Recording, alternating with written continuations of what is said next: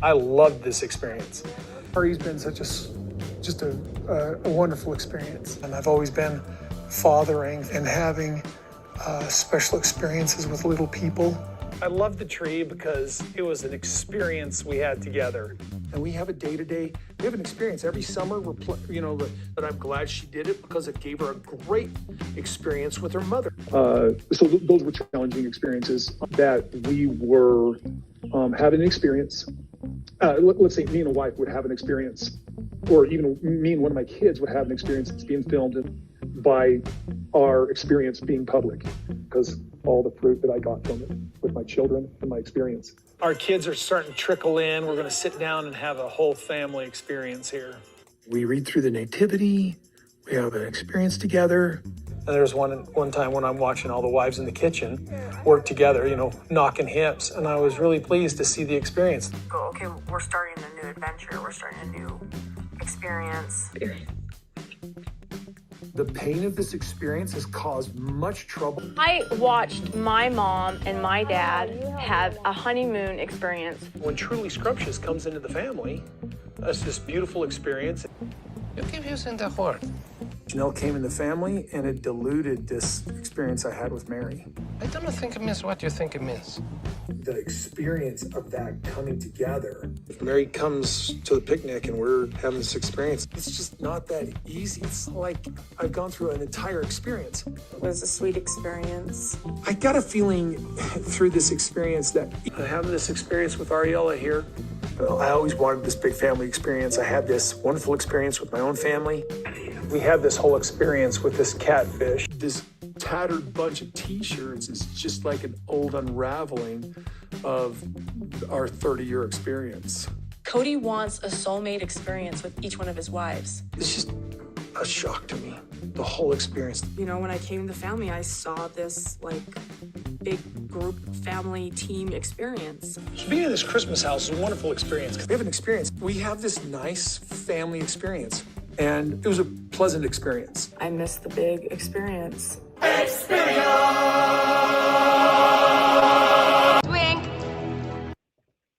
Hello, my delightful, delightful sister friends. Whoa, who's that? How'd that happen? I just want this to be wide. Let's try this. Nope, not working. Okay, not cooperating today. We're going to be a square. It's fine. How about this one? No, that one works. Okay. It's that kind of day, people. You've had that kind of day. As I'm speaking to you, let me first start off with apologies. I don't like being late to live streams at all. In fact, I prefer to start my experience intro before 1 p.m., not at 9 minutes after. But it's just one of those kind of days. Started off with a doctor's appointment that was late, and it ended up being an hour long instead of 30 minutes long, which put me behind. As I'm speaking to you, I have a plate of salmon with vegetables that I took about 2 bites off of. There's now in my refrigerator, getting cold, because if I leave it out, the cats will eat it. I thought about putting it in the pantry. And I'm like, I'll stick it in the fridge and reheat it. So there's that. I have a load of laundry that I just took out and shook out, and it's sitting there because it was beeping as I was finishing things up to get ready, and another load that's in the washing machine. All that was supposed to be done before the live stream. Yes. But the reason why everything got backlogged is because I really wanted to finish another super chat. Cody trying to use his words to be intellectual video, and editing always takes like 5 times longer than you think it's going to take. All right. I do believe I have a thumbprint on my camera. So let me wipe you quickly so it's not as blurry. That should be better. All right. I got no lipstick on. I just turned off my flat iron to fix up the hair. So it was on and now it's off, and you're going to get what you're going to get. It's not that bad now that I look at it. It's not that bad. It was looking rougher before, but I think I'm going to have to keep doing that or it's going to just go flat. All right. So there's that. Oh, and the whole laundry thing got put behind. Listen, this is a PSA. You know, I love to share a good find with you. And I am working on another channel where I just put all good news and all things that I've tried and the results, good and bad. This is going to go on it. Sadly, I took no pre-photos, none. I like a fool because I wasn't thinking about the channel at the time. But has anyone been in the same experience as I have where you clean that rubber thing in your front-loading washing machine with every chemical under the sun, including bleach, including all the things they say you're not supposed to use? And there's just permanent black spots. And it was like a lot, not like a couple, like a lot. I found something that got it off. Yes, I've had that washing machine for over 15 years. And I think they make them better now. Now they make them where they spin and they air dry and they do all this stuff to keep that mold from accruing. But I'm not buying myself a new washing machine. And I'm like, but somehow I'm feeling like this black mold that's inside of it is not a good thing when washing clothes. How can that make your clothes fresh? Listen, I found something. Yes, this is not a sponsored video, but it should be because I know I'm going to sell 1,000 bottles of this. It is Suglery. All right, I'm going to spell it Suglary. You can screenshot it. There you go. Go ahead and take a screenshot. Home Stain Cleaner. Concentrated gel power accuracy targets stained areas. Now, it shows mold in the shower here, and it shows like a grout cleaner. I could use that. I've got a spot in my bathroom close to the toilet because the toilet has leaked so many times that I have tried everything, including bleach and scrubbing and baking soda and vinegar. You name it. Every combination does not get clean. I guarantee you this is going to get it clean. I'm going to take a pre-photo and a post photo of that one. This has gotten 85% of all of that black gone. First time I used it. I know if I keep using it, I'm going to get it all off. Anywho, anybody who was on the live stream with me last night knows my son texted me during it saying, can I use the washing machine now? Because I'm like, nobody can use it. It has to sit for 5 to 8 hours. It's a gel and you put it on thick and you let it sit for 5 to 8 hours. I did like 24, partly because I was busy taking care of stuff, a lot of paperwork and stuff the last 2 days. I forgot about it. It's probably not good for the rubber seal to let it sit on there that long. So I do not recommend. But nevertheless, I cleaned it all off and I saw he was going to do laundry.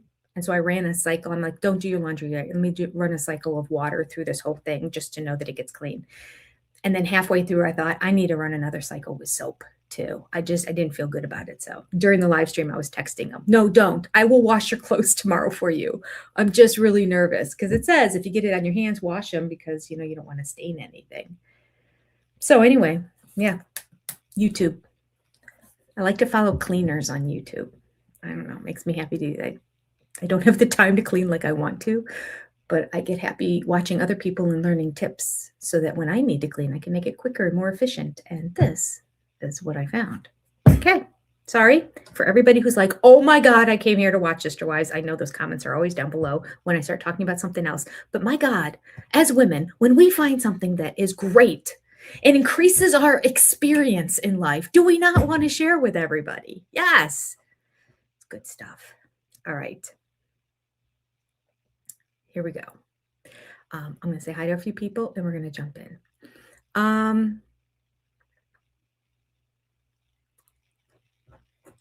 Jump up at the top. Rebel Lucy Cat. Hello. Look, Rebel Lucy Cat was ready 30 minutes early. And there I am 10 minutes late, almost 15 by the time the whole intro and everything happened. Oh, Debbie comes early. Look, all you early birds who came early. My apologies. Again, my apologies. Everything got behind. Hello, Night Shimmers. Good to see you. Ladybird's mom, Noni, Jody. Good to see you. Let's see. Tilliston. Hello. I think that's the first time I've seen you comment. Not that you haven't commented before, but it's the first time I've seen that name. I like it. Okay. A couple more and we're jumping in. We're going to talk today about the season in general. And I made a list. I made a list of, I think it's 15 things that were sort of like, here are the things that happened in this season. And then I have a few things that came out of the tell-all, and then a few questions at the end. It's a lot. I thought we'd just cover the tell-alls today because they were newer, but I'm like, I don't know. I kind of went back. I'm like, let's just do it chronologically. Hello, Liz. Hello, JB. Hello, Kathy. All right. Guilty as sin. We did last night in the live stream watch the first segment of Kendra's interview from a long time ago. I watched it years ago, but we watched it again. We're going to watch part 2 next Sunday night together. And I showed the video on that one too, just because it's only a small group of people. I'm not putting it out to everybody, but you can find it on YouTube. And I think we left more confused, right? Anybody who was there? Did we leave more confused than when we started? Oh my gosh. She talks just like the Browns. She talks in circles. She leaves details out. She's talking to a freaking private investigator, leaving details out. It's like bad enough that these people don't give details in the one-on-ones, which are supposed to be tell-alls, where you're supposed to get information. But this chick is talking to a private investigator. Now, we did get some more information, but not a lot. But we can talk about that, or we can do it another time, or whatever. We can bring it up. All right. Let me go through my list for you of what I have for this season. All right. All right, let me pull up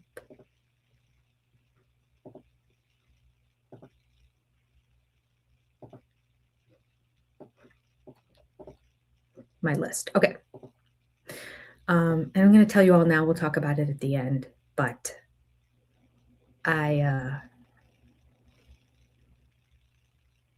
next week, this time is not going to work out. I'm going to be driving again because I'm hoping that my life gets easier. I keep saying that. I thought after January it would be, but then I'm like, well, wait, in February, I have to go back down to Tennessee and close on the house, do the final walkthrough inspection, and then a few days later, do the title change and close on it. And then I'm like, I kind of have to furnish the whole thing. So I at least have to get a mattress in a counter stool because I can sit at the little kitchen island area, which is very small, but nevertheless, I have a stool, I can sit there. And then if I have a mattress, I can go to sleep. That's the plan. The mattress I'm going to order through Wayfair. Everything else is coming from Salvation Army, Goodwill, Marketplace, you name it. So it's going to take me longer than somebody who could just go on Wayfair and just order everything. And God bless you if you have the funds to do that. It's not my world. Only reason we have the second home is because literally our last mortgage was paid off last month on this house. So we're just transferring it. Although the taxes are crazy in Northeast Ohio. So it's not like we're not paying anything. Okay, here we go. Sister wives. This is what I have. Okay, well, I'm going to go all the way through the tell-alls. Okay, so that's 20 points. Here are 20 points we can discuss today. Pick whatever you want. These are topics and sort of what I felt like this is what happened in season 20. Season 20 recap. Number 1, Christine visits Janelle, and we see the first crack in their relationship. All right. I have 2 subcategories under that. 1, Christine is jealous of the grandkids in North Carolina. 2, Janelle throws digs at David. These are the beginning of the cracks that we're seeing in the relationship. Maybe there's still only cracks. I don't know. We can discuss. I think I could take all 20 of these. We could do an entire 2 hours on each one. And this could go through an entire year, but we just don't have the time to do that. Plus, I was thinking we wanted to get back and continue to watch. Okay, this is what we're going to finish up season 3, and then we're going to jump to the catfishing season. So that's what we're going to do, right? Or should we just jump in the cat? Let me know. Listen, I'm going to do a poll. You guys participate here for me. You let me know what you want to do. And I'm using my laptop here today, so it's, I wish, let me see if I can, can I turn off this other computer? I'm sure I'm going to It's not going to be good to do this, but okay. Because my mouse kept going over to that one. It's not even an Apple mouse, but oh, now it's not working at all. Okay, great. We're just going to do it here. I was trying to make it not so loud for you guys. All right. Back office. Let's do a poll.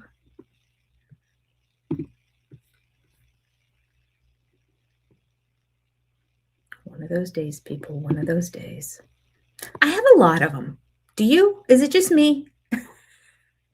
There are people who say, oh, one of those days. Yeah, they happen every 6 months or so. I feel like one of those days happens to me about every 3 days.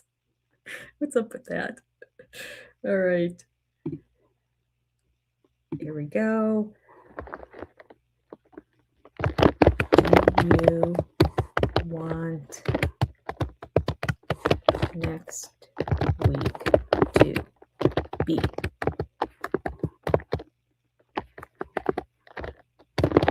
finishing season 3, then go to catfishing season? I feel like that's what we'll jump to. There's a lot of boring stuff in between. Or wait.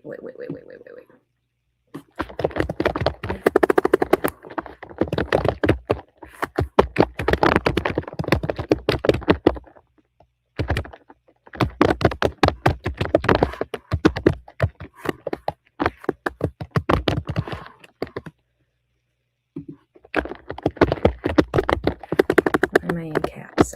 I'm not screening this, but it looks like I am. Finishing season 3, then go to catfishing. Or go straight to catfishing season.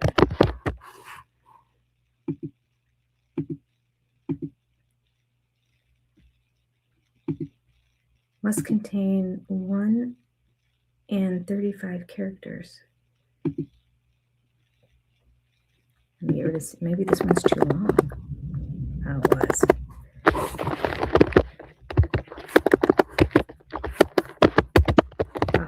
Finish season 3, then go to catfishing. That's still too long.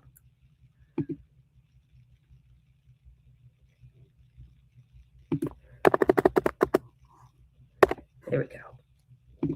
Okay, the poll is up. So you guys let me know where you want to go going forward.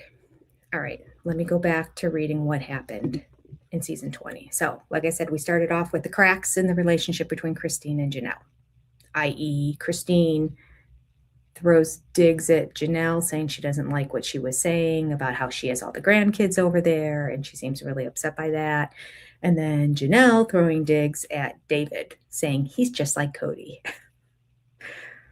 Okay. Number 2, Cody and Robin overemphasize how much money they have. They talk about that Remington statue. They talk about all the artwork they have. And every time they go to a museum, they love museums. Every time they go, they buy more artwork. They get all the cowboy artwork because Cody's a cowboy, according to Robin. Even Cody's is like, I'm not really a cowboy. But I know he wishes he was. All right. And they're all stoked at the fact that Brody is a real cowboy. I need more information on that in terms of being a real cowboy. Does he just have horses and a ranch, or is he a cowboy? Okay. A lot of people with ranches and houses and horses in Ohio. A lot of land in the middle between the big cities. There's a lot of farmland area. I mean, do we call the Amish cowboys? They're more cowboy than Brody is, I think. All of you who actually live in the South and know cowboys, what would you define as a cowboy? I'm gonna have lots of questions for you here today. Anyway, off track. Artwork on the walls, the Remington statue, the plethora of totes in the garage, the very expensive $50 totes, of which there were about 500 of them, loaded with stuff. Probably stuff that they spent a lot of money on. Whether it's worth a lot of money, that's to be debated, but stuff they spent a lot of money on. Junk, lots of junk. The whole four-wheelers, always out on their four-wheelers, showing them off. Somehow they always seem new. Definitely the gloves are new. And then, of course, we've got the move to the new castle, where the king and queen will now reside. Okay, so that was number 2, overemphasizing how much money they have. Number 3, Cody tries to convince the viewer of his love relationship that he has with Robin and that it's intense. Okay, so we kind of had that popping in and out. And of course, you notice I said Cody tries to convince the viewer, not Cody and Robin, because Robin didn't try to convince anybody that she was in love with Cody. Number 4, Robin tries to convince the viewer that Cody isn't that bad. Just her, like, you know, trying to point out the couple nice things he does. And then when he does horrible things, like, he's not like that all the time. Number 5, Mary starts her dating journey for the viewer to see. We know she's been on the dating journey in the past, but we haven't discussed it or talked about it on the show other than, I'm dating. That's all you're going to get out of me. That's it. So now we see her doing speed dating. We see her meeting Ron. Okay. So that journey begins in this season as well. Number 6, another part of this season, I would say, is Mary having get-togethers with different friends. Predominantly Jen, but then other friends as well.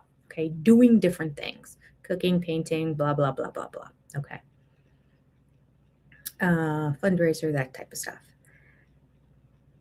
Number 7, Janelle has friend get-togethers. Who knew? We've always known that Mary's had friends.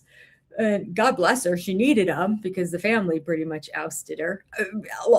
I'm not, well, ousted is a strong word, and I'm not saying that it wasn't deserved, but then nobody deserves to get ousted from a family, barring certain circumstances. But anyway, so yeah, we always knew that she had friends because she needed her friends to get her through. When you don't have family, you need friends. Whereas Janelle always seemed like she was just fine. She didn't have friends. She even said she didn't, like, these are Christine's friends, when they got together in Flagstaff after Christine left Cody and had like a girl luncheon up in the attic of Josephine's. Yeah, but Janelle's just like, oh no, these are Christine's friends. Christine hangs out with these people here. And somehow she truly had friends for years that have been friends for years. And the one was like 15 years or something. So this was news to us this year. This is making us feel a little bit better about the season when it feels like it was very redundant. There are a few new things. Now, not all this is new, but these were the main topics that I felt like we covered this past year in season 20. Number 14. Wait, hold on. I'm jumping ahead. Jumping way ahead. Mary gets friends. Janelle gets friends. Number 8. Christine and David create conflicts in their marriage for TV time. This is the worst part of the season. We had an argument with them over truly going to college, an argument with them over shopping and buying Amazon packages and not even knowing what they are and coming, an argument over truly learning to drive, who's going to take her driving, and that stuff. We had an argument over Christine dragging David to parties and not giving him the full truth on how many people are going to be there, / Christine hosting parties and not letting him know how many people are going to be coming or arriving, to said party. All fake arguments. Oh, we could probably throw the pickleball argument in there as well. That was a horrible one. That made David look terrible, in my opinion. A lot of these made David look terrible, quite frankly. I don't know if they thought through that. But yeah, him liking to make her run out and chase after balls, him intentionally hitting the ball out of the court so that she would go fetch. Yeah, I wasn't thrilled with that. Next, another thing that happened this season. I'll get through all of them and then we'll go and we'll discuss. Okay, now we're at Cody's 3 self-serving apology tour appearances. How can one forget? Next, number 10. We meet Brody. And we have conversations where we talk about Aurora and Brody's relationship. Don't care. Although Brody seems like a nice kid. I wish him well. If he's in love with her and she's in love with him, I pray they get married and have to, for some reason, move out of the state. Get away. Get away. Run, be free. Then we have, what other storylines here? Oh, Jen and Cody don't like each other. I think we always kind of knew this, but this became a storyline this season where Jen always says snarky stuff about Cody. I'm here for it. I love all of it. And Cody always just says, we're friends, but now he's like calling out Jen and coming up with stories from 15 years ago to double down on his disdain for Jen. Makes me like Jen that much more. Really. Seeing him his feathers just all ruffled every time somebody brings up Mary's friends, i.e. Jen, because Jen's the one that bugs him the most. I'm here for it. I'm like, go Jen, go. Okay. What is next? Number 12. Mary starts hanging out with Ron. Again, we could talk about each one of these for hours, right? Do you believe it? Do you not believe it? What's going on now? Blah, blah, blah. Are you happy about it? Okay. Number 12. No, that was Mary starts hanging out with Ron. Number 13. Janelle gets a release from the church. She's officially no longer spiritually married to Cody. Legally, not legally. Officially in the eyes of the church. And God, apparently.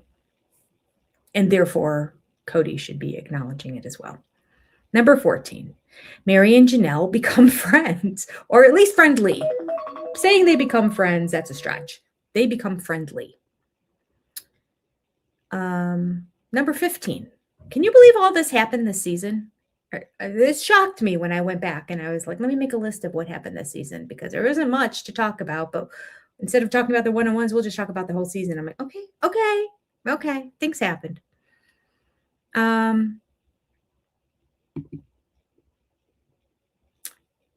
Number 15, now going into 20, sort of lead into the tell-alls because number 15 is Mary doesn't trust Janelle anymore.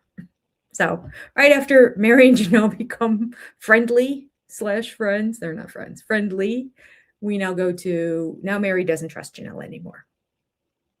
Number 16, Mary believes Cody's version of the backdoor deal. We can talk about that for hours. Number 17, Christine and Mary share general examples of why they distrust Robin. All right, we're getting, actually, they could have done a good job in this one-on-one by at least talking to Janelle about it too, and flashing back to her saying how she wanted the money out of the house from Robin and how she couldn't trust her because she would go running to Cody. The first time she talked to her about that, when Janelle didn't want them to even buy the house. So they were renting in Flagstaff. They got kicked out of their rental, and then Cody wanted to buy this house.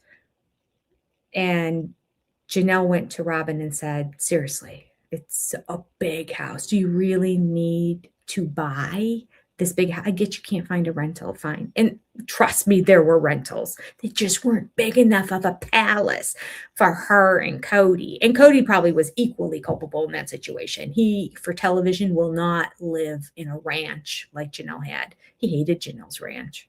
Do you remember that? Yeah. All right.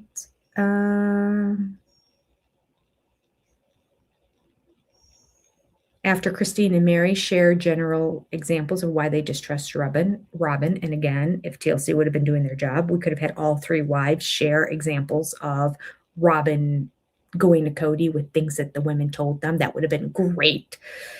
Anyway, After that, we have Robin says there is no reason for Mary to distrust her. Oh, let me count the ways. Unbelievable. Last two. 19. Cody defends Robin even if it means throwing himself under the bus to do so at all costs. That man will full on lie and make himself look a fool to ensure that I shouldn't say ensure because it never happened, but to try to get people to believe his narrative and not believe the other wives and to protect Robin. So she is right. She's always right. She's a moral compass. And she's pretty. All lies. All lies. Finally, number 20. Christine is thrilled with Mary in the one-on-one. She is negative, but then also kind of over Robin. And no mention of Christine's relationship with Janelle. Missed opportunity, people. Another missed opportunity. Okay, there we go. There we go. Okay, mouse is still not working. Got it. It's that kind of day. It's fine. We are moving on. Let me push that aside. Shanna Banana with the super chat. Thank you. Thank you so much. Let me show you my new super chat that I have.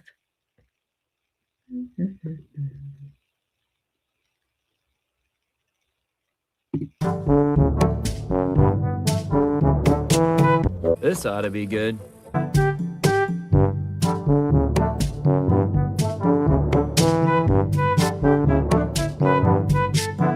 I want to know that God has been my wingman with you and that nobody can take you away.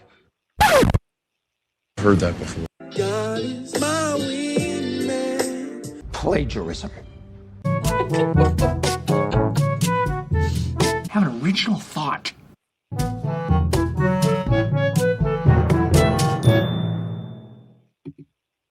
There we go. Thank you. Thank you for the super chat. Okay, let me get back to the chat. Okay.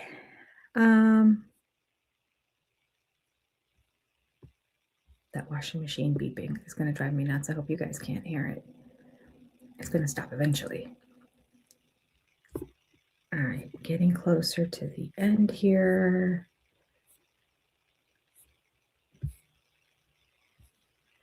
Thank you, Nicole, for hitting the like button. Thank you, Peaceful Pastures. Thank you for hitting the like button. Everyone saying what number they were when they hit the like button. I appreciate you.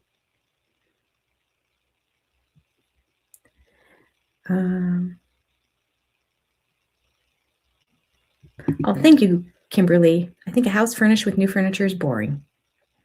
I can afford to buy everything new, but I prefer a treasure hunt. There you go. I prefer a treasure hunt too. Just don't have a whole lot of time to do it, but I like it. That's my other thing. Besides following cleaning videos and investment videos, I like to do like home improvement videos and then thrifting videos for like things, for like house things, thrifting home furnishings or that kind of stuff. Yeah. So I do like, I will enjoy the process. I'm not dreading the process. I'm a little concerned on my timeline, but listen, that baby's coming in the middle of March and I am going to have a mattress that will be delivered in 2 days. I am getting a new mattress and I will find a stool to sit on, hopefully a dining room set so I can actually sit at a table and live stream you in a more comfortable chair than a stool. All right. Yeah, Nicole, I have not moved. I have we have a townhome in Nashville, Tennessee now because my grandson is getting born in Nashville next month. So I will have a place to go and stay for lengthy periods of time because all 3 of my jobs I can do remotely. The majority of it, like 80% of my 3 jobs I can do remotely. So that's the plan, is to spend a good amount of time in Tennessee around my grandson. And then hopefully turn it into an investment rental property. It's not right in Nashville. It's like, to be fair, it's probably 40 minutes from Nashville. They say, oh, it's only 25 minutes from Nashville. You know, if you go at 3 a.m, but with Nashville traffic, yeah. All right. You love it when I type? Oh, is it like an ASMR kind of thing? Okay, good, because I feel like some people are really annoyed by it, but yeah, it is what it is. All right. Aw, thank you. Okay.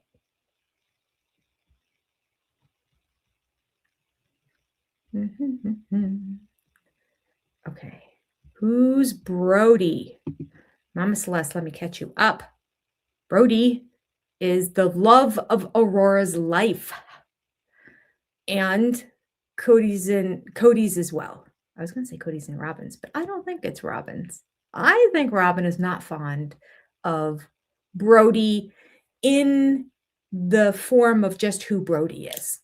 Not because of Brody. I don't think any man is good enough for her Aurora until Aurora's like 40 some years old.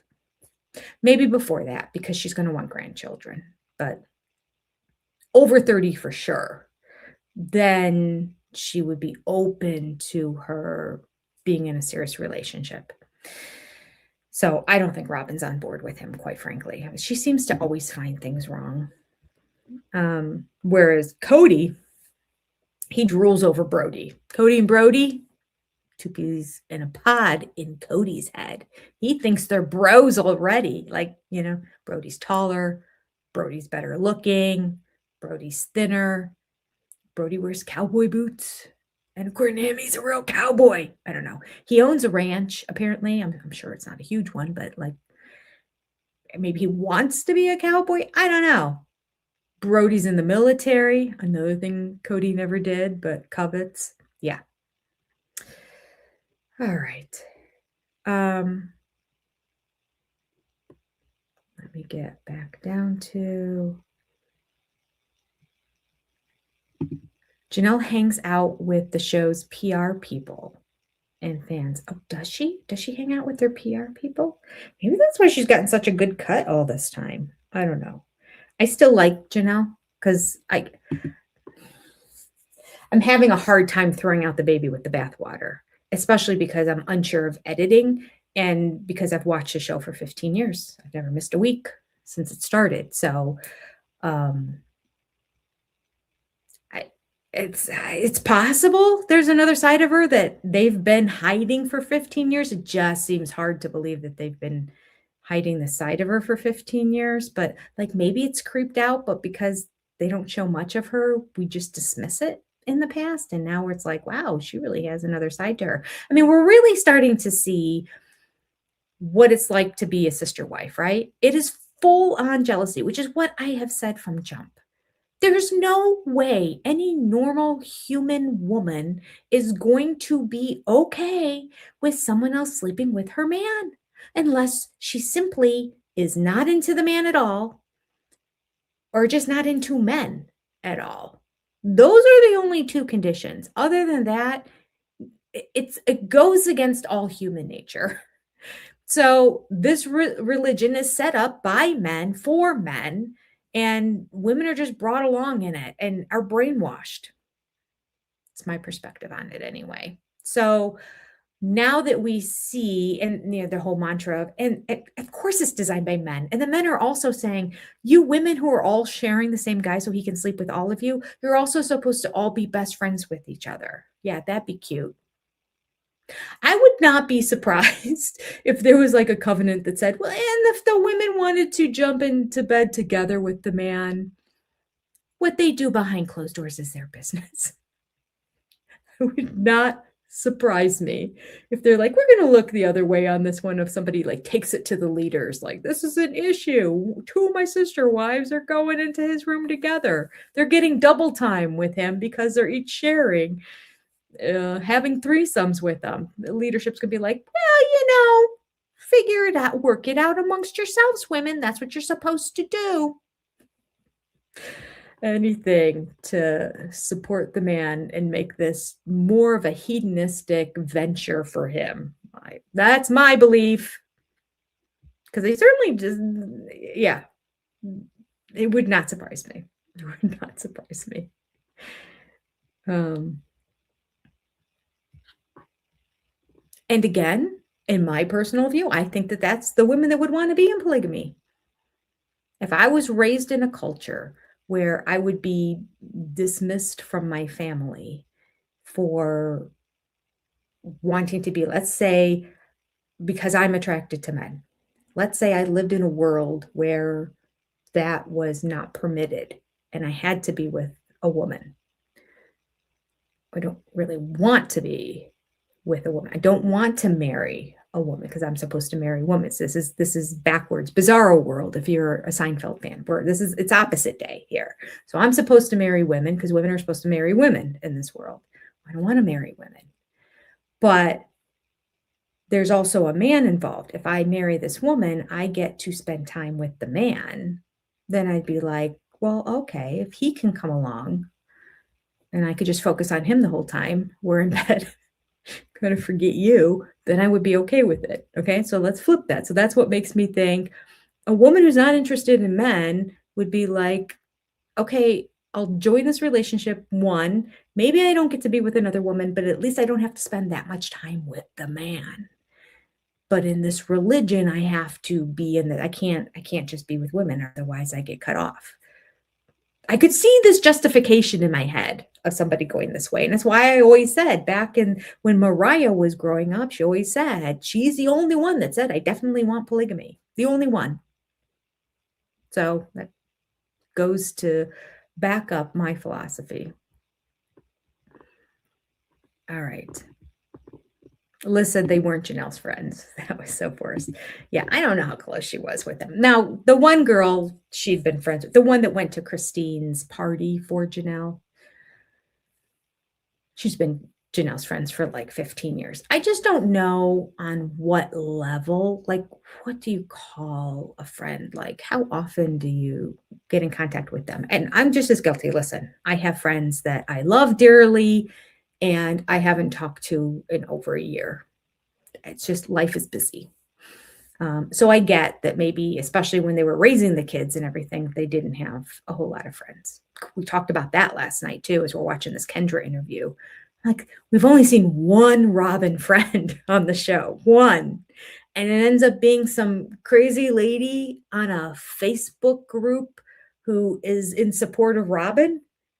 And then like messages her and then Robin messages her back and they eventually meet in Vegas, it seems like, from listening to the first set of episodes, met the Brown family in Vegas.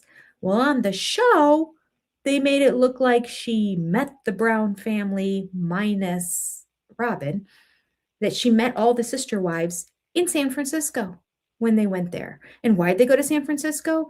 Because Robin had a friend who was in fashion, who knew all the stores in San Francisco to take her around. Got the impression from the show the girl lived in San Francisco. She doesn't. I think she lives in Modesto, California. At least that's where this interview took place. Modesto, yeah, I pointed that out last night too. Anybody else recognize the name Modesto, California? That's where Scott Peterson is from. Scott Peterson, the one that murdered his very, very, very pregnant wife on Christmas Eve to be with his other girlfriend going forward. Okay. Allegedly. No, it's not even allegedly. He was convicted. I know some people still think he's innocent, but I think the coincidence is over. He was prosecuted based on circumstantial evidence because there was no eyewitness at 3:00 in the morning when he took his boat on the lake on a very, very cold, icy day in California. All right, we could go on with this forever. Anyway, that was Modesto, California. What is wrong? What is in the water in Modesto, California is what I want to know. Crazies. So I think that's where she lives. Anyway, that's just me guessing based on the fact that that's where the interview was taken. Okay. Lucy said, Lunty. I'm sorry. Lunty. I don't know why I called you Lucy. I looked quickly. Couldn't believe Suki did not ask Cody about telling his wives off. They all said they got into trouble. How and why? Yeah. I mean, I think they tried to kind of explain it by saying, you get, Jen seemed to explain it more than the sister wives did, but it's like he he gets angry with you, he shuts you off, he doesn't spend time with you, and they kind of talked about it in the past. The notion, I don't think it was an outright, and therefore you will get on your hands and knees and scrub the baseboards before I come back here again. Like, I don't think it's that kind of punishment he gave him. I think it was withholding his time and attention. And for people like Christine and Mary, who are very needy in terms of time and attention, they decided it's better to just shut up and put up than to argue with him. So you have to agree with Cody and what Cody wants and what Cody says. Otherwise, and I don't know, was it him or the wives that admitted he'll skip your night and not come over? You don't get your night. You only get your night once every 4 nights with him. Now, if you're Robin, you get 90% of the week. She's probably like, let's get in a fight so you can go. But the reality is she needed him there because he did so much. He did the dishes. He cooked the breakfast. He put the kids to bed. He probably did the homework with them. Oh, right. And they had a full-time nanny too. Full-time live-in nanny for a decent period of time. Boy, that woman. How he got away with that for so long. And we didn't know for years that Mindy was a full-time live-in nanny for her. And then they implied that she was also there to help out all the wives. Well, that's come out recently, just from Mindy's own words on her Facebook account, where she posted and said, I didn't help the other wives because they had different styles and different ways of parenting, and I didn't want to confuse things or mess things up. Oh, so back in the past when Robin said she's there to help all the wives, that was just a full-on lie. Full-on lie. Because Mindy has now come out and said it didn't happen. And this isn't a post where Mindy posted on Facebook to defend Robin and to defend her position as why she was there. I don't know why. We haven't been talking about it. It hasn't been a storyline on the show. She got to be in her bonnet from somewhere. Somebody said something somewhere, and Mindy got totally offended by it. And Mindy, who's rarely posts on social media, wrote paragraphs about the need for her to be there to help them out. And that's what TLC wanted. And TLC paid for part of it for her to be there. I don't know, came out of left field to me, unless anybody knows anything different. We haven't been talking about that for years. I mean, what does the nanny do? That would have been the season for her to throw this up and say, because I'm sure she was reading on the blogs. And what about the Mindy gal? But we haven't been talking about that in 5 years. So explain to me why she had to put that post out. Don't know. She got offended by somebody. I don't know who. But obviously that person was important to her because she took it to social media. Now everybody's involved. Great. Thanks for bringing to our attention the fact that you were there full time and that you did not, we didn't know this information, but thanks for sharing with us, Mindy, that you did not help out the other wives. She's a gem too. Robin knows how to pick them. Now I know she's family, but she still didn't have to pick it. She could have picked anybody. She could have just not had a nanny. Let's go there. Okay.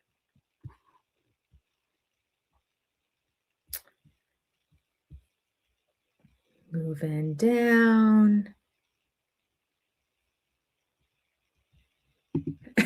Mama Squirrel says, hey, Cody, people are trash talking you because you're trash. Take that. That's funny. All right. Tracy's been a member for 14 months. Yay. Love your skills. Jen, you should be the one asking questions, not Sucky. Thank you for hitting the like button, Jane. And Helgi. Okay. Cody will always reflect away from Rob. Yes, April. He will. It's shocking to me that he will. He was successful in these one-on-one tell-alls from planting enough diversions that there wasn't enough time to I shouldn't say there wasn't enough time. I'm sure there's plenty of time. That they didn't, whether it's the stupid puddle monkey, he's there. I'm not even picking him up. He deserves to be on the ground. Whether it was puddle monkey, whether it was TLC, or whether it was Suki herself, we did not dive deep into the situation with Robin and keep her accountable for bringing up this NDA and holding up the sale of the property. That's the bottom line. Like, there's so many pieces, parts that are wrong, and there's so many lies, and there's so much stuff that we're finding out about. But let's just go back to the basics, the very, very basics. The point is they needed to divide the land. They had a contract that everybody was excited about, but the land had to be divided first. Everybody signed the document except for Robin. For 2 months, she held out. And during this time, she presents a confidentiality agreement. I think this could have been an entire episode and a half, if not more, of really diving deep and asking questions as to why didn't you sign it the same week everyone else did? What were your hesitations then? When did you go to a lawyer to get this drafted? How long was it from the time that you were all supposed to sign this that you presented the confidentiality agreement as a threat? Sign this or I don't sign. Like, so many questions went unanswered. So many. And then you were ballsy enough, Robin, to let the contract expire. And then they came back and they were willing to sign another contract. And it got to the very end of that contract before Mary agreed. During that time, I'm sad. This could have been all 4 episodes, honest to goodness. During that period of time, during that 2-month time, when the first contract expires, which I'm guessing is 30 days, and now another contract's come across and said, okay, I'm going to buy it again. We have 30 days to divide up the land so I can purchase it as you need to divide it up. And it's not getting done. And she's waiting to the very last moment. Do you think, I just thought about this. Do you think that she was holding out because she did hear about the backdoor deal idea and thought Janelle might just push it if I push this to the very end? And then Janelle becomes the bad guy because everybody can say she forced the sale. She forced Cody to do the sale. Nobody forces Cody to do anything, according to Robin in the past. But, we'll change the narrative if it fits her story. And I could see her saying, I never knew this side of Janelle before, but she just kept insisting and digging her heels. And finally, Cody's like, okay, because we have to sell it. So we just sold it as is with everyone's name the way it was.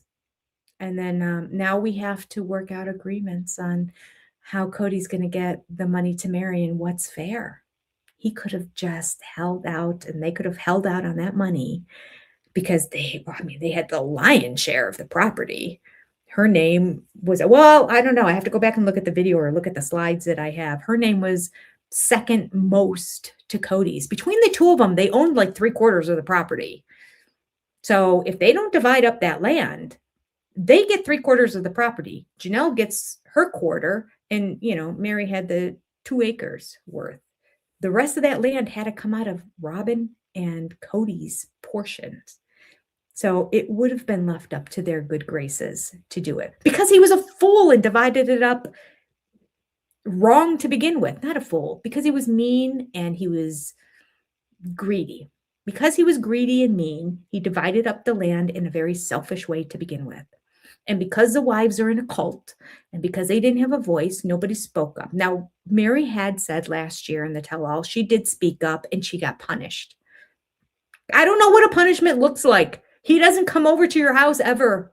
Like, let him punish you. Speak up. Oh, wait, he wasn't coming over to her house ever. But this was right when they were supposed to be moving to Flagstaff. So this is when he was promising her he was going to work on their relationship again. So that could be where the punishment came in. I'm like, do you want me to take it all away? What do you mean? You're going to like make a big deal? We're starting to get our relationship back together as we're moving to Flagstaff now. And now you're going to make a big deal over this? I just wrote names. It means nothing. You know, we share everything, Mary. Why are you making a big deal out of this? You know how our relationships work and how the money works in our family. We all just pitch in wherever we need to. This is not different. Why are you making a big deal out of this? Like, I can see him changing the, like, talking around in circles to the point that she's like, oh, okay, you're right. That's how it always used to be. I mean, that is how it always used to be prior to Robin. I guarantee you, according to Mary's words in the past. Wasn't that it? Guarantee you. I guarantee something to you. I think it was guarantee to you. That if there were no Robin, so they'd never be moving the Flagstaff. Like everything is always like, well, if this wouldn't have happened, this wouldn't have happened, this wouldn't have happened, this wouldn't have happened. But let's just say in a made up world and Robin didn't exist, but they were in the situation where they bought land and they were going to build, which could very well be possible that they decide their house was too small. They had money from the TLC show. And so they're going to build like 3 pieces of land in Utah, or maybe they even go to Vegas and Robin's not a part of it. And they're building in Vegas and they have to divide up this big parcel of land, not the place where they were already divided up, but like a Coyote Pass kind of property situation. It would have been equal. The 3 wives would have equally owned the land. And I don't think Cody's name would have been on any except for one of them. One person would have had their name shared with him, would have been Mary. Mary and Cody would have been on one. Christine would have been on another. Janelle would have been on another, would have been divided up equally into thirds. But then Robin came. Robin changes everything, doesn't she?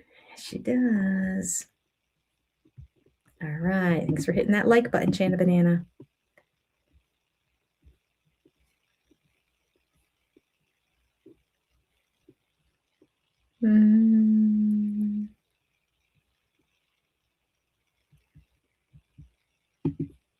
Nicole says, I wonder if Cody is still at Salsa Bravo every day.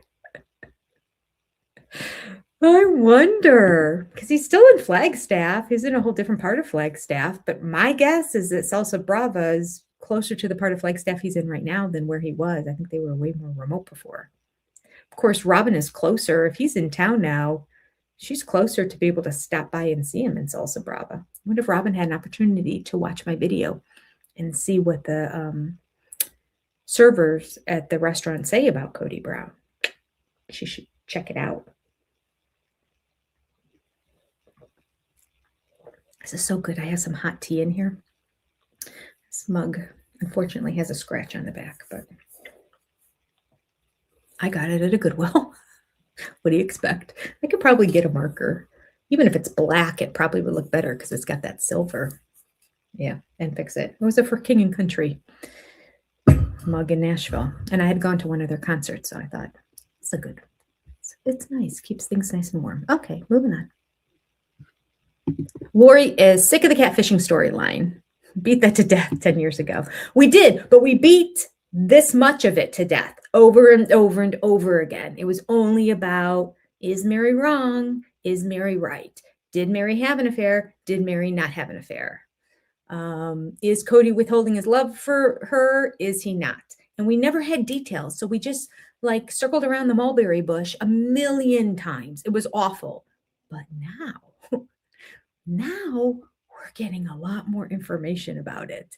This would have made for amazing television back in the day, but they were completely hiding everything back then. Listen, TLC has an opportunity to have a knock it out of the park season 21. I doubt highly they will. I really doubt highly. I think it's going to be like watching paint dry, like watching Robin. Like we're going to see Robin and Aurora and Brody, and we're going to all like, kill me now. That's what we're going to feel like. I don't think it's going to be great, but boy, it could be. It really could be. We could get to the crux of their real relationships. I think Mary, I'm all over the place, but that's okay.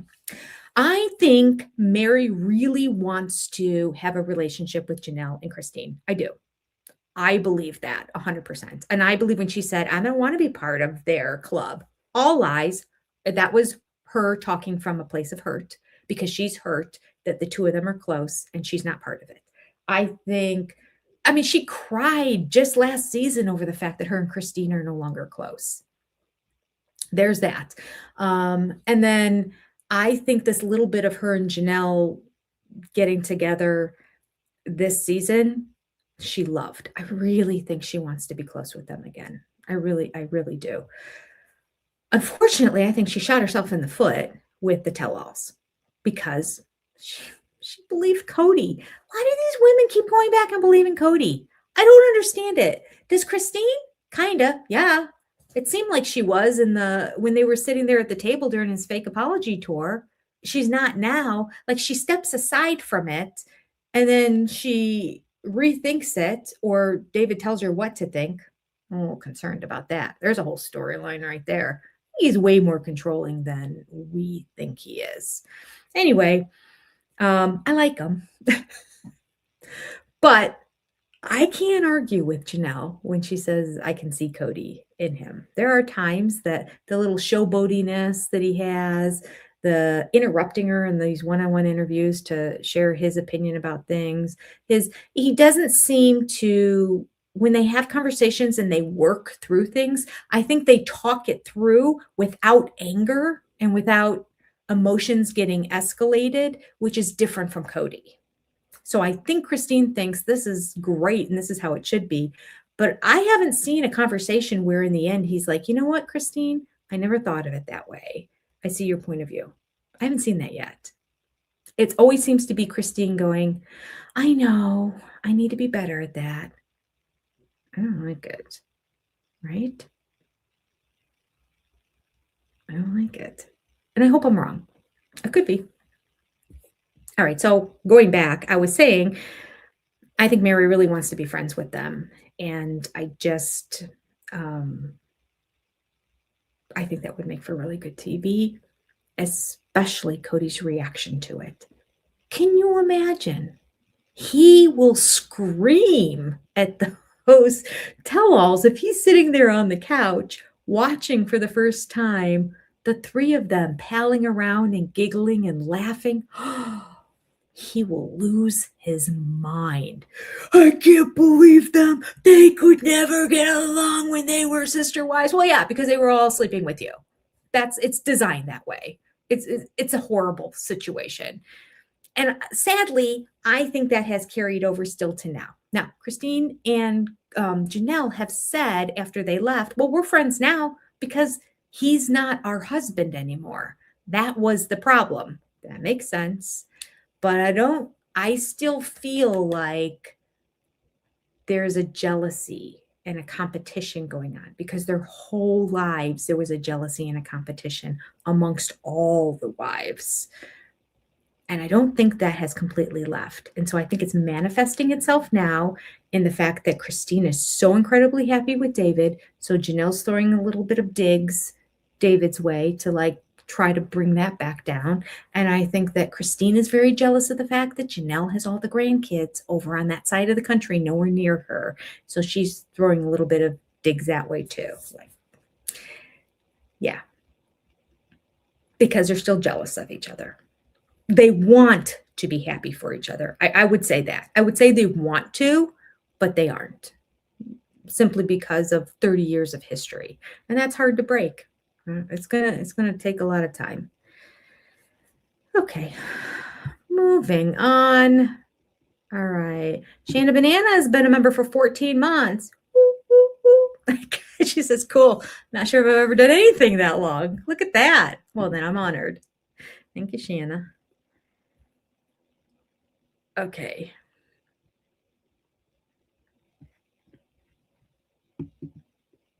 Jewel said, the whole catfish, Kendra introduced Mary to Sam online.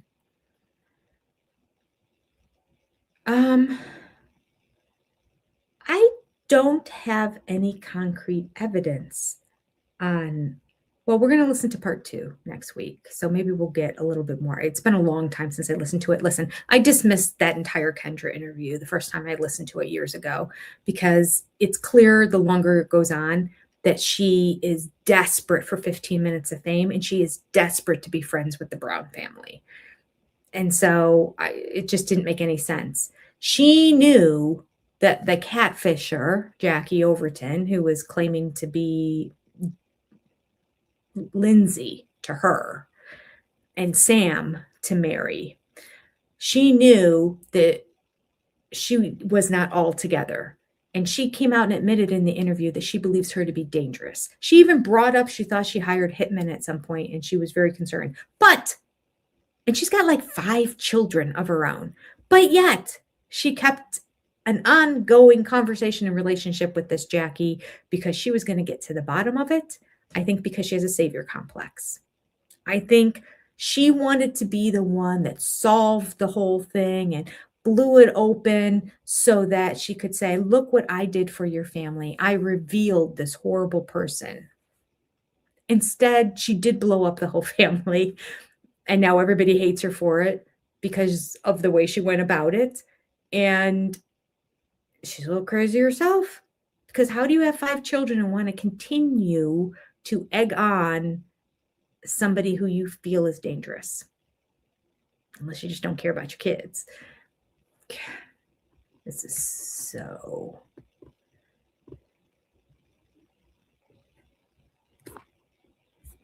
messed up. Oh, look at all. I'm so far behind on the chat here. Okay.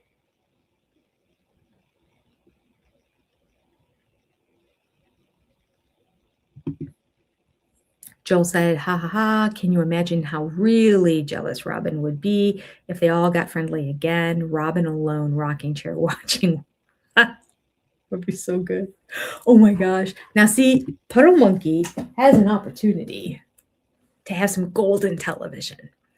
Because if the 3 of them can get together and have rocking chairs on Mary's porch and have the grandkids out there running around. Well, no, Janelle's porch, Janelle's farm. All the kids are there because that's where all the grandkids are anyway. And the grandkids are running around and playing outside. And there's 3 rocking chairs with the 3 wives sitting there watching them and drinking some iced tea and laughing. Some Southern sweet tea. I love some Southern sweet tea. I forgot to change this last time. You know what? I kept telling myself, you'll remember, Jenny. I won't. Okay, there's our second group. And then I'll get the third group in a little bit. Okay. My bad.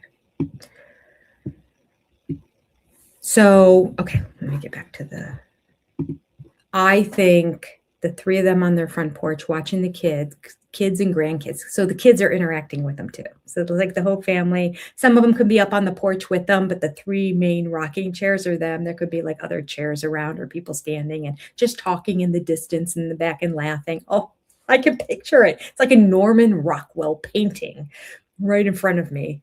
And the music behind, oh, Puddle Monkey could just have golden television right there. There's an Oscar and Emmy, Academy Award. I don't watch any of the award shows. I don't know what it is. I think it's an Emmy, a daytime Emmy it would be. No, that's a nighttime show, just an Emmy. And then we cut to Robin on her front porch with Cody just sitting there talking in chairs, but they don't rock. Oh, it would be so good. They would have no idea it was meant to be juxtaposed with the whole rocking chair kids all together scene. Oh, if only I could produce the show. I could make this go on for 5 more years and have ratings through the roof. Oh, the ideas I have. These are just popping up off the top of my head. Give me a moment to just think about it. I can come up with amazing things. No, nobody from TLC watches my show, my channel. It's fine. We know we could produce something way better. Sweet tea is the best. I know sweet tea is so good. So bad for you, but so good. I mean, the tea part is good, but they make it with like a special kind of syrup in the South too. Listen, there was a McDonald's once when I was traveling somewhere around the country that had diet sweet tea, and it was so good. And so I ended up going to the front desk. I'm like, "Are you sure this is diet? This one tastes just like the sweet tea. Like it's too good to be diet." No, that's the diet. I don't know what sweetener they used in it. Oh my gosh, it tasted just like McDonald's sweet tea. I like McDonald's sweet tea. I worked at an Easter Seals camp in Virginia for like a month during the summer for 13 summers. And the cook there he'd have the big pots and he'd be stirring and brewing the sweet tea. And he was telling me that, oh, you have to have a special kind of syrup. It's not just adding sugar. You have to have, well, he was explaining the whole process. I lived on sweet tea that month. Okay.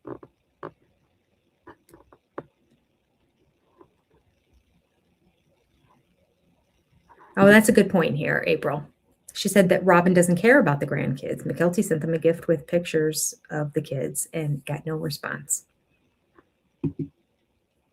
Can you imagine that? I mean, it did all seem fake to begin with. I mean, Robin cares about Robin. She doesn't even care about Cody. She does seem to care about her kids, Robin, because they're an extension of her. Because she created them herself, remember? She creates life. So she created these lives. Therefore, they are a part of her. So I do believe that she does care for them, which, by the way, I don't have this. This is, hello, beautiful. This is for all of you today, because just remember, you're all beautiful. I just realized you can't read it. I put this on for you guys today.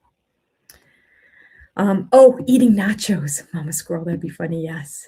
Drinking some sweet tea, rocking in the chair. Heck with the sweet tea. Half sweet teas, a couple glasses of wine. Some wine, some sweet tea, some nachos out there. It'd be amazing. It'd be so good. They're just like casually having some, even if it's just a nacho chip. They're just eating, it's just like a hint. It's like a nod to the whole story without being so blatant. It'd be good. It'd be good. Pookie. Robin is an oxygen thief. That's well said.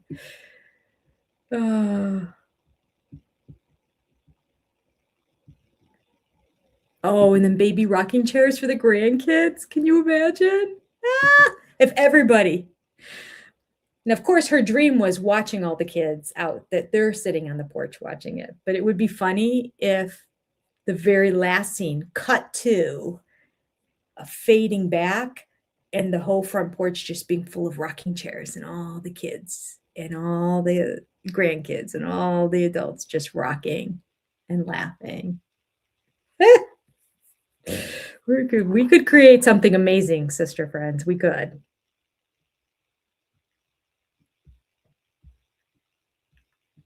Okay.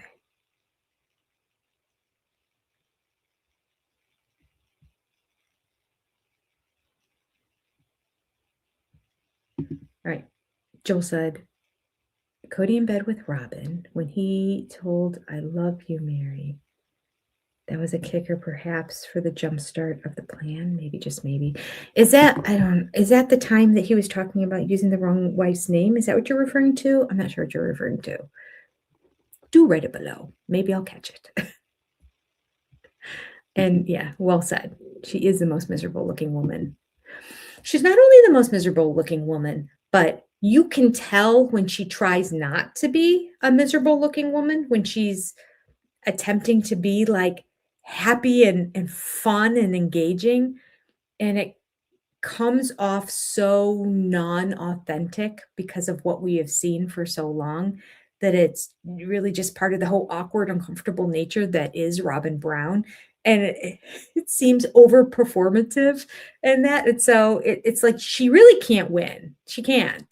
Like, just stay with the miserable nature that you're comfortable with, that you show everybody. Because when you try to be like, we're having a good time here, Whoop, whoop, let's make some cookies, right? Yeah. It's like, oh my gosh, stop. Stop, stop, stop, stop, stop, stop, stop. And that's with her daughter, who I think she actually enjoys spending time with. She just does not know how to be joyful or happy, but certainly not joyful. Kind of sad, but it is what it is.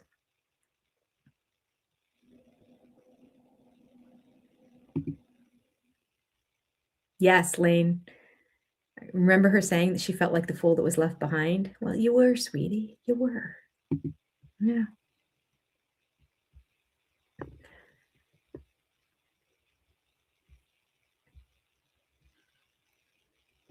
Purple, I don't know. I'm going to have to look up what the channel name is. But if you do a Google search, you'll probably find it. It was an interview that Kendra, I don't know. I thought it was like an interviewer podcaster initially when I first watched it. But as I'm watching closer now, it's a private investigator. And so that's why the questions are very, very specifically geared towards certain things. And it's not about like her life in general. It's all about the catfishing situation and specifically Jackie Overton, who's a catfisher, her involvement in it and her relationship to how Kendra's involved in it. But he doesn't ask enough questions. Again, I haven't watched the second segment again. I do remember the second segment being more boring than the first, but I don't know why. But next Sunday night, we'll watch it. No, next Saturday. Anybody who's SOS exclusive or anybody who joins in on my other channel for our revenge book reading, which we're almost at the very, very end of, but join in anytime because we just read a new chapter each time. We're going to do both of those on Saturday next week. And I think we're going to do this live stream on Sunday afternoon at 1:00 because Sunday, as soon as the live stream ends, I'm going to jump on the road and start driving. And I've got meetings on Tuesday and Thursday down and I'm working all day Wednesday. Like it's just too much going on once I'm in Tennessee. So that way we can get everything still in next week. So I think we're going to pack it into Saturday and Sunday. Just those of you who are here right now, you're in the know. But you'll see it on the thumbnail. Just because it's earlier, I'm afraid some people are going to miss it, but you'll be able to watch the recording of it. You just won't be live participating in the chat. That's okay too. It happens at times. Okay.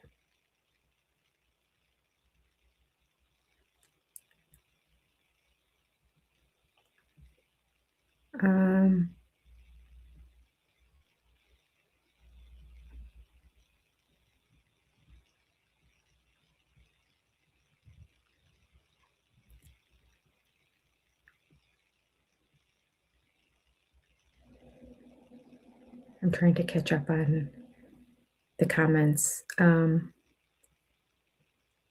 did you see my post? I don't think I did, Shanna, because there's so many. We have hundreds of them here, so I'm kind of scrolling fast and trying to just grab some occasionally.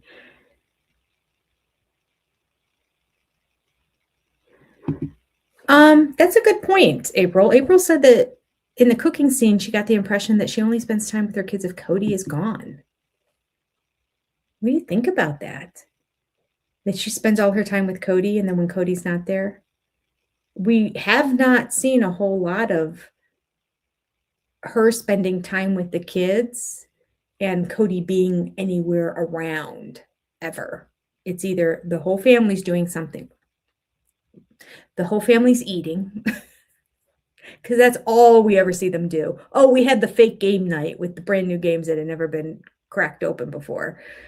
So, which they do perpetually, constantly. We do this all the time. Can you get the cellophane off of that game? You're like, how do I play this again? Like, it was the most ridiculous scene ever. Besides that, we have them eating. That's it. Going to restaurants and eating or eating at their house. Takeout. It's only been takeout. We've never seen Robin cook a meal besides her making Cody eggs once. I've never seen her cook for her kids. I think Cody just says, your cooking is nothing compared to Christine, so let's just order out. And she's like, great, because I don't like to cook. I can't blame her on that one. I hate cooking.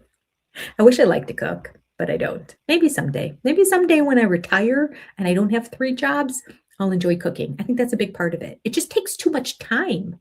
And then you have to stay and watch it because I'm a multitasker in life. I mean, as you know, because I've got laundry in the washer, in the dryer, my dinner that came out of the oven, but is now on a plate in the refrigerator as I was making the things to get ready for this. Like, I'm a multitasker. That's my whole life is that way. Multiple things going on at the same time.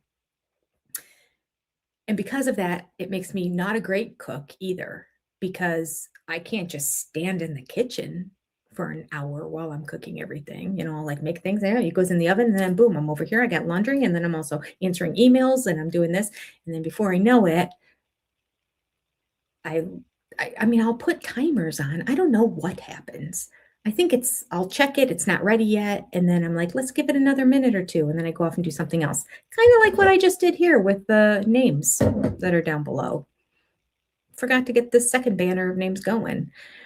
When I heard it, I had a timer, but I was in the middle of reading my list of what happened this past season on Sister Wives. All right. I should go to that list and pull something out too.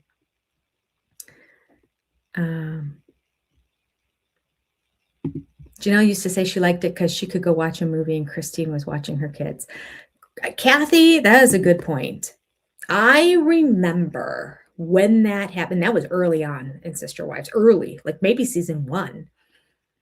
I remember not liking that from jump. But I like Janelle and her personality right at the beginning, but I didn't like that at all because I'm thinking, she's watching your kids all day, and then before you come home, you're going to swing by and go to a movie at a movie theater and then come home. And the other part of me was like, you're gone at work all day and you've got all these kids and you're not eager and like chomping at the bit to get home. I am telling you, I have had the blessing in my life to always have jobs where I worked from home. Now, it would take me away for periods of time and all that, but I didn't have like a 9 to 5, 5 days a week job where I was gone while my kids were being raised. So it was a blessing. I had one summer, it lasted a summer and I quit the job. One summer where I had that kind of job. And by the end of summer, I resigned and I left. I'm like, it was the worst. And I think a big part of it, maybe it was a little bit more than a summer because I think it led into summer. I think it was during the school year. So maybe it was like 5 or 6 months. But once summer hit and I knew all 3 of my kids were at home and I was driving and spending 40 hours, I was like losing my mind over it. And it wasn't that busy of a job. So it wasn't the kind that kept my mind so occupied. Yeah. So I can't relate to that part of Janelle. I can't relate at all. I would think that she would be so eager to get home and see the kids. I don't get it. And she claims this, like she loves the fact that she's there and she's around the grandkids all the time. And she's living with, I mean, not now because the house I think is done. I'm behind on my Tata Farms updates. My apologies. But I think the house is pretty much move-in ready, if not close to it, or maybe she's even already in it. I'll be honest, I haven't even read the last probably 3 Tata Farms updates, but I need to, and then I need to get it all out to you, and I will. But yeah, so it's coming along. So now she's going to be in a house, just in viewing distance from where the grandkids and her kids are. But it has been a couple years that they've all lived in that house together. But she seems to really love it and enjoy it. No, I don't know. This show is full of lies and everybody's lying right and left. So I'm not really sure how it's all going down. But it appears that she enjoys it. I'm surprised that actually they were building both the houses at the same time. I would think that they would have built Janelle's first to get her out of the house, because it was Maddie and Caleb's house first, and then worked on building their house, or vice versa. And then Janelle could have stayed at the current house while they moved into their new house until her house was ready. I don't know.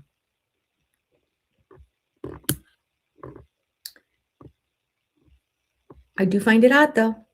I do find it odd, and I didn't like that comment at all.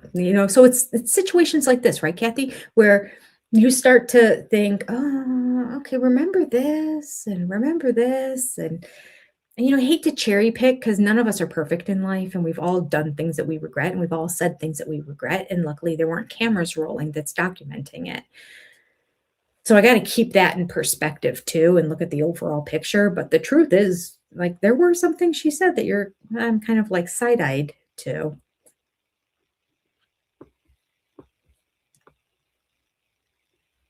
Okay. Patrick said, I think Christine's childhood in AUB stunted her emotional connections. I can see that with everyone. And that transfers to her kids and thinking she needs to disconnect because that's how it was from the origin. It could be. I don't know if Christine is as disconnected from her kids. It's hard to say.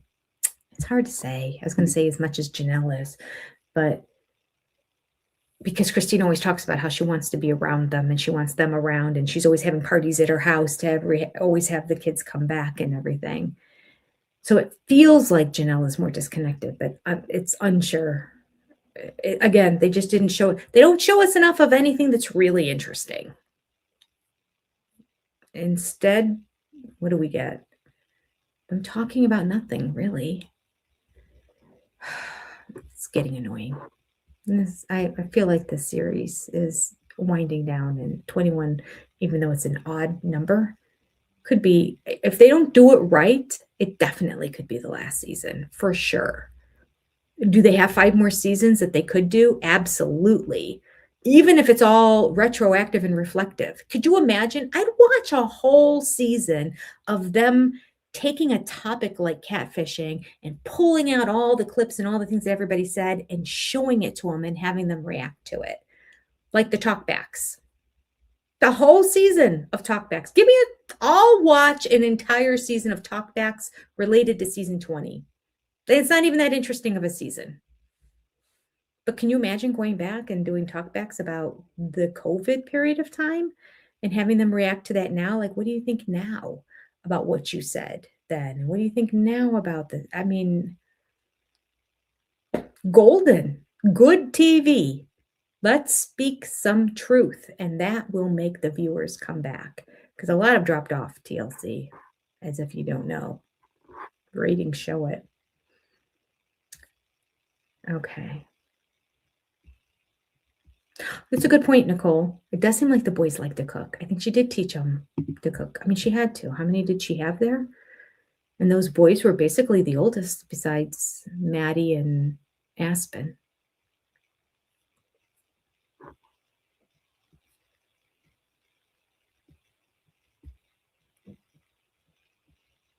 Kathy says they don't give us lies and deflections, and Cody plays victim. Yeah. Lies, deflections, victimism. Those 3 words to sum up Sister Wives, right? Okay.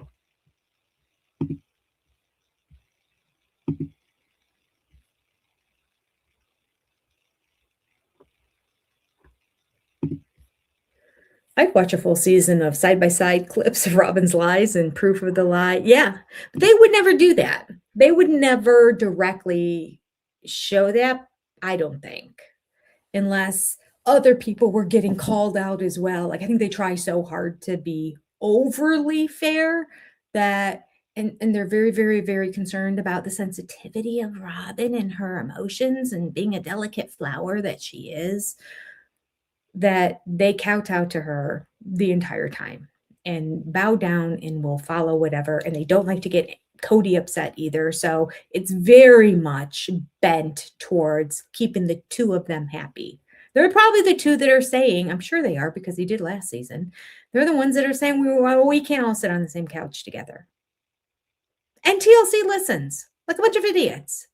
Do they not understand how desperate these 2 are for money? They will do anything to stay on the show. And making them sit on a couch and respond would be great. Making them do the talkbacks would be great. And even if they refuse to respond, as Robin did when she had to do the talkbacks during that one season. She sat there the whole time like this.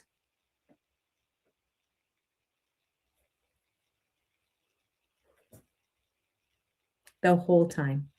She didn't have a comment. Cody did all the talking, and it was great. It was great to just see her pout and go, yep, there's Robin Brown right there. And she knows that camera's rolling as it's happening. Amazing. Amazing. I'm tired of listening to her talk anyway, and half the stuff that comes out of her mouth is a lie. So I was good with it. I thought that was amazing television. And Cody just tried to make up for it. It was so good. And then you cut to the sister wives, the OG3, who are really sharing what they feel about the episode. That was such good TV. I can't believe TLC. I can't believe how stupid people who are executives and the decision makers at these networks are. It's amazing to me. It really is. And the older I get, the more I realize our world is being run by a bunch of idiots, quite frankly. Sometimes you just see like corporations that don't have their shit together and everything is like they don't know where things are. My son was saying the other day he bought a pressure cooker, if you will, for himself. He's makes big vats of food for himself on the weekends and then parcels out for his lunches during the week. And he wanted this really big one. And he told me that he couldn't find it online anymore. It wasn't on Amazon. They didn't have it and he couldn't find it anywhere else. So we contacted the company so that he had the make and the model of the one that he wanted. He had done all his research online. And they said it's not available and won't be available for a good 6 to 9 months. It's out of production and not available anywhere. So he was like, all right. So about a day or two later, he's online. He's looking for other options and looking into things. And what happens? It's back online on Amazon. He's like, what? He goes, he went back to the original site. They don't have it there anymore. And I'm sure if we contacted them, they would be like, yeah, there's no way you can get them. He goes, I felt like letting them know, hey, FYI, Amazon still has some in stock. They're back on their website. He goes, but they wouldn't know. But now that he works in supply chain, he's computer science and AI specialty, but he works at a supply chain company, it's a consulting firm for people. He goes, but I can see how barcodes get entered in incorrectly and people don't understand that this is a different amount of shipment. They don't know how much product they have at different stores and in different places. And I'm like, I know we have a world that's being run by a bunch of idiots. It's amazing to me. I'm always like, I could do a better job. I have zero business knowledge, 1 semester of business from college, undergrad, because it was a requirement. And I think I could do a better job at a lot of these companies because common sense is now gone. What started me on that diatribe? How did I end up going down that way?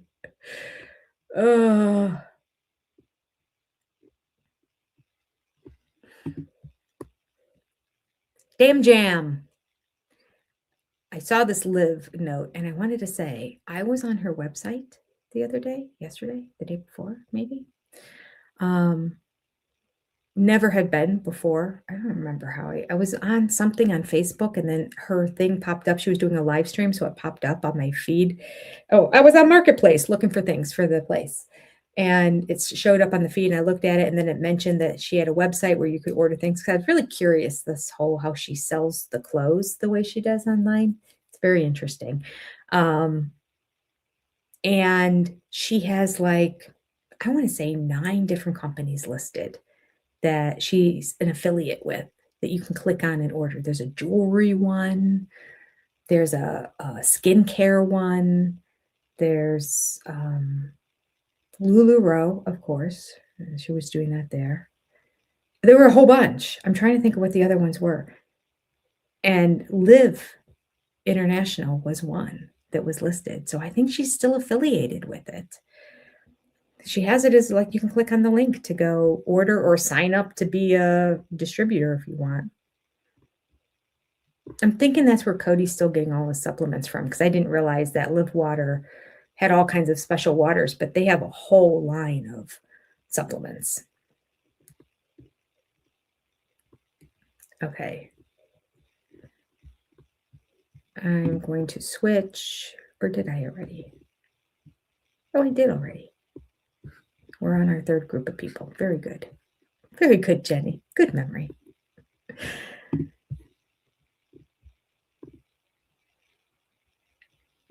Oh, thank you, Purple. Yes, Puddle Monkey is run by fools. That's what I was saying. They are. And not just Puddle Monkey, but I want to say everybody at TLC. So there you go. Because somebody is making the executive decision at TLC to approve the way that these storylines are going. I think. I mean, it would be really stupid of them to just blindly buy it and not have any input whatsoever as to the direction they want it to go. Maybe they're just that stupid. Again, even more dumb than Puddle Monkey then. If you're not going to have an executive or somebody who's overseeing what the content of this Puddle Monkey production company who's putting the Sister Wives show together is doing, then shame on you, TLC, and your ratings should be tanking.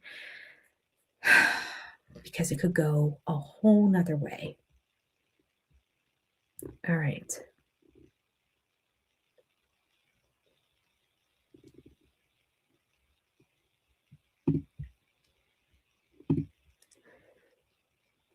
Okay. Pernilla Damder. I'm not going to say that one again. Says, I think Christine is better with children up to the age of 16. Janelle is better with the ones older than that because she is the one with more real life experience from working living outside their cult. I think that's a great analysis. I agree with that. And I think Cody's okay with young kids up to the age of like 8. Maybe that's even being generous, but we'll say up to the age of 8. And after that, I don't think it's so great. I really don't.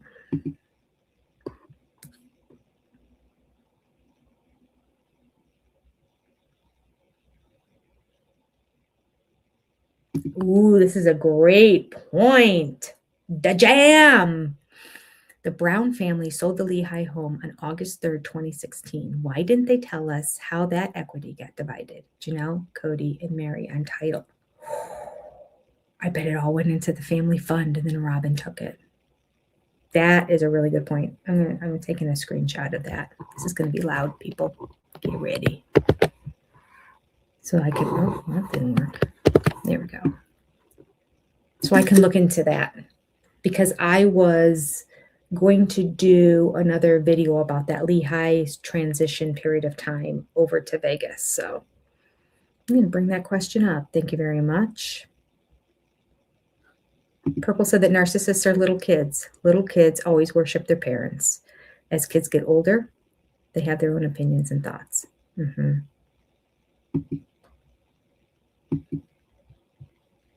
It was Janelle's money from her inheritance. Yeah. Everybody was everybody put on that title? Do we have any title paperwork from that anyone can pull up from? I don't know what county Lehigh is in, but if anyone wants to do the background work and find the title transfer of who is exactly on that title,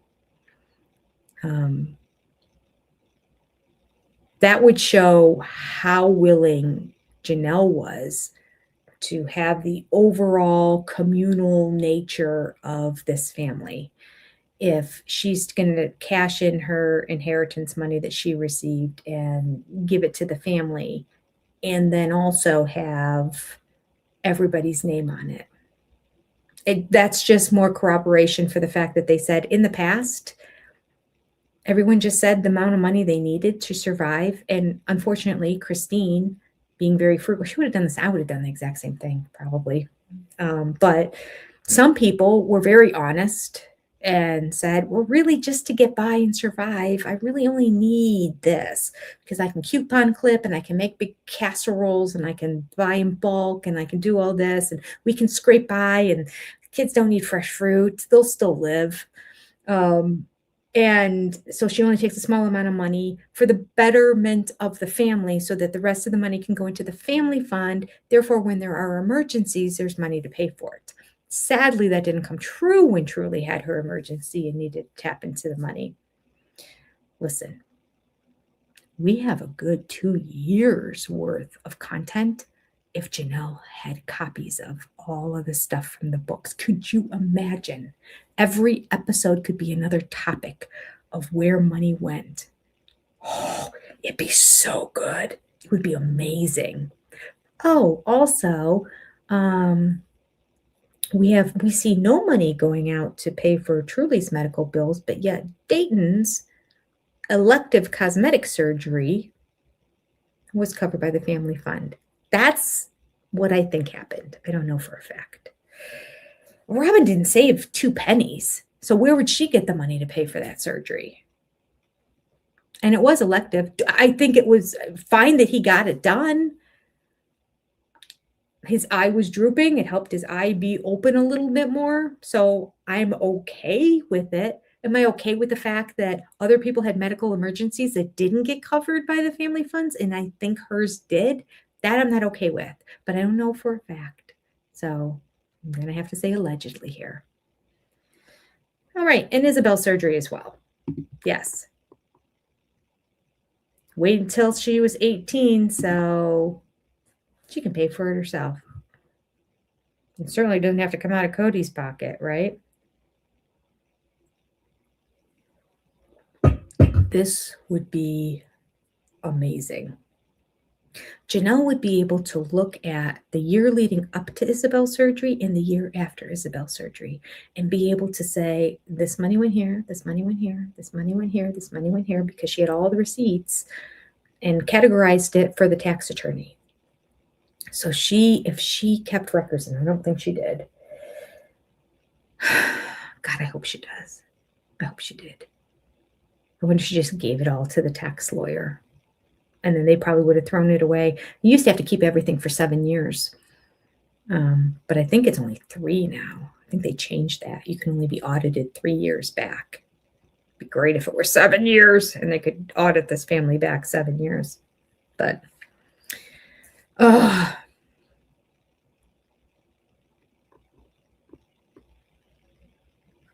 right, Kathy. He did come out and say he's not entertaining any more doctor's appointments for Isabel because he considered Isabel's surgery to be elective. Now, let's think about that. Was that before or after Dayton's accident? I don't remember. It's outrageous either way, but it's really, I don't think he could possibly say that after Dayton's surgery. But boy, would Isabel and Christine be just boiling over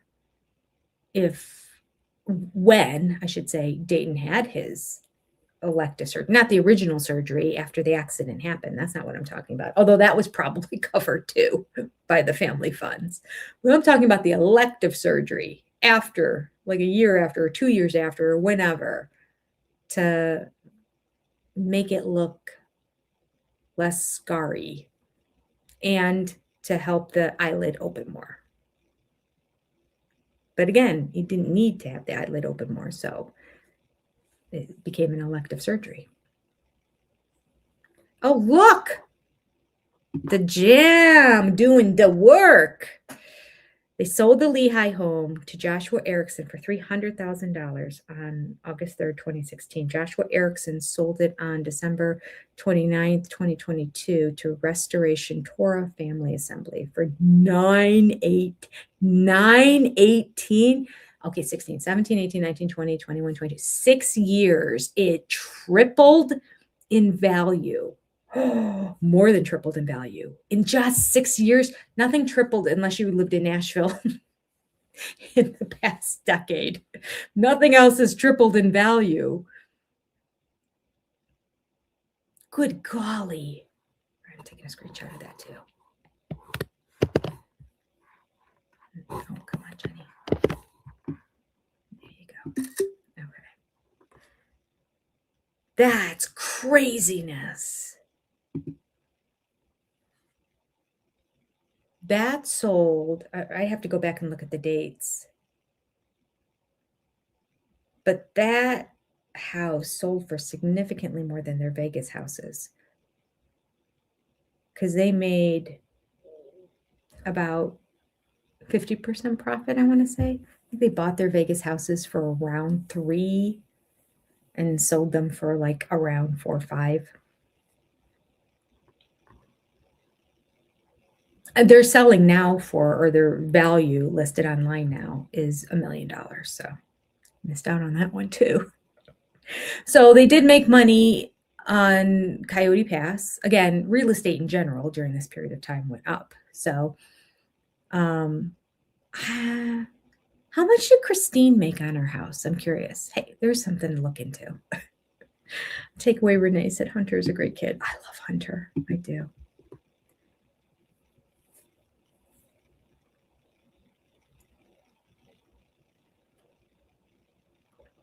I'm curious what Christine's profit. She wasn't there as long, so she's not going to make as much on it. But I know she took the profits from the sale of her house. I don't know about that. Boy, there's a lot of shadiness in the money. Janelle is the only one who's going to be able to get to the root of it and find out all of the answers. There was no pushback at all from Cody or Robin about Christine just taking the profits from her house and going. None. Like, we saw nothing, which means they believed they were getting the better end of the deal, which they did. Coyote Pass was worth more than the house, and she was fine with it.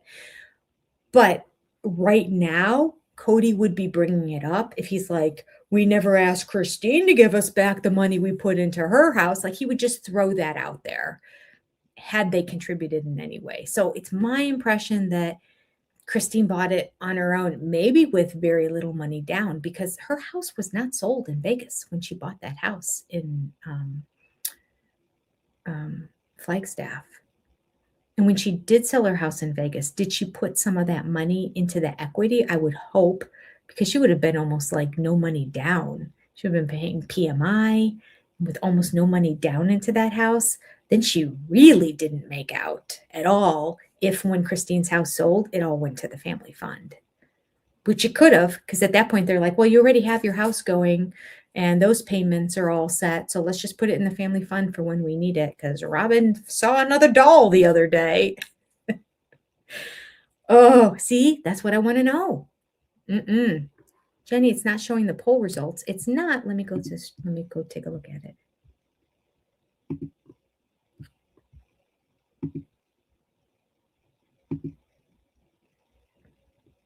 Okay, I'll tell you the results. I don't know why it's not showing them. It says 55% of you want to finish our season 3 and then go into the catfishing. 45%, so 10% less, want to go straight to the catfishing season. You know what, sister friends, you're my people. Because there's part of my brain that wants to have that closure. We started season 3. We did season 1. We did season 2. We started season 3. And then this season started again. So there is a part of my brain that's having a difficult time with that and really wants to put a lid on it and say, okay, let's finish season 3. And then we'll jump to, I don't know, season 7, season 8. I have to go look it up. I'm uncertain about it. And then get into the whole catfishing stuff so that we can talk about it, because it's more prevalent right now based on the talkbacks, and I'm guessing is going to lead into the next season if there's any brains whatsoever in this monkey.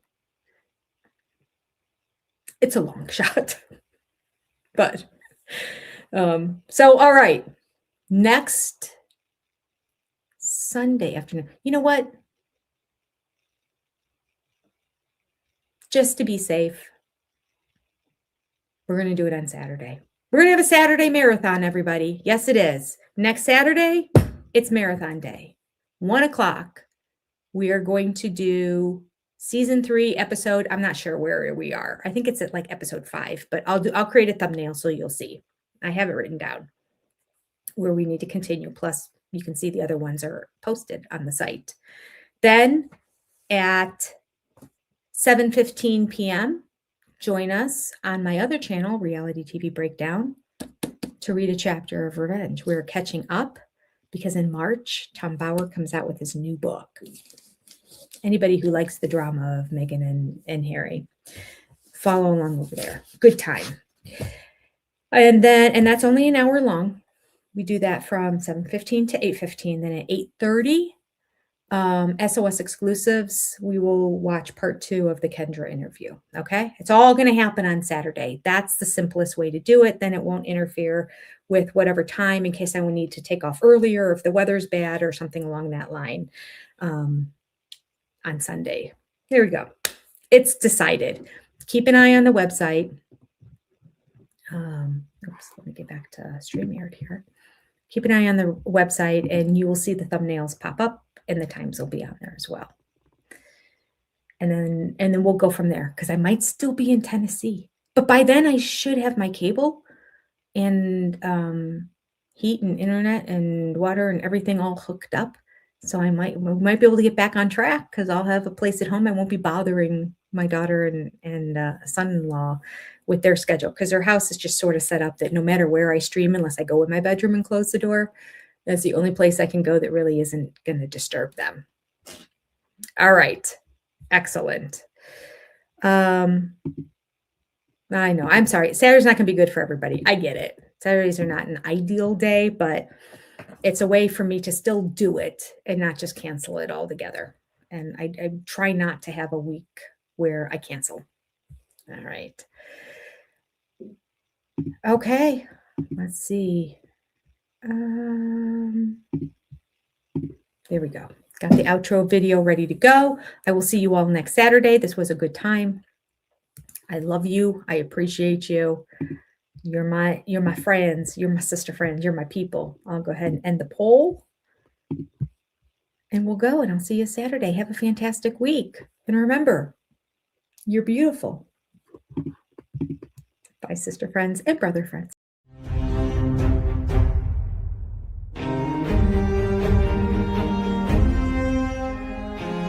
I remember when Sonny and Cher got divorced when I was 6, and it rattled me.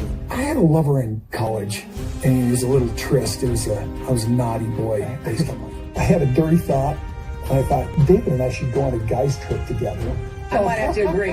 That would be cool. I just thought, no. David out on a guy's weekend? Yeah, that's just, it would be cool. Oh, he was kind of up for it. Really? Yeah. Oh. Things that make you go,